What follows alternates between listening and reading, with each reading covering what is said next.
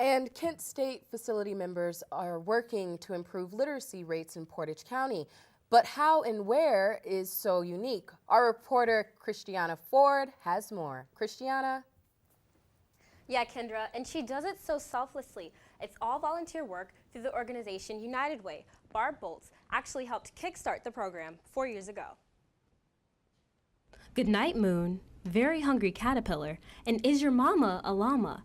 All stories you may remember from your childhood. And volunteering for United Way, Barb Boltz has introduced classics like these, designing fun and hands-on kits for preschoolers all over Portage County. We wanted to create a kit that, because people learn differently, that wasn't just words. It wasn't just words in a book. We wanted something that could be tactile and that they could retell the story to others just using those. They could, so that in their own words, so not only do they hear it and eventually read it, they'll be able to use the props in the literacy kit to retell the story to others and therefore reinforce that learning. This year's kit was based on a book, Is Your Mama a Llama? With the characters down, and as they found the characters in the book, they'd add them to their little scene. And so they were watching along in the book, and as each character came, they added it to their scene.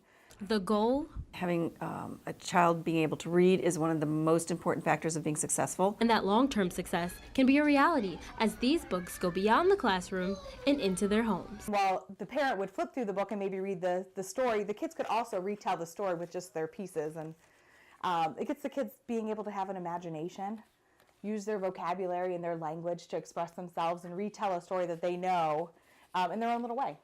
And Rebecca says it's never too early to start learning about literacy. These kits are so interactive that these kids are actually understanding the little llama they're learning about. With the new standards that are out for early learning and development, children are going to kindergarten already starting to read. They need to know and recognize all of their alphabet, uppercase, lowercase, and letter sounds. And just getting them to understand that a book has a cover and an end, and that there's an author and an illustrator, getting them to understand the storyline and that there's characters. It's a way for us to communicate with the children and also bond with them.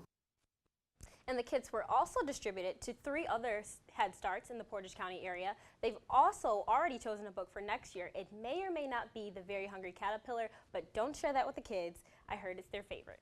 For TV2 News, I'm Christiana Ford.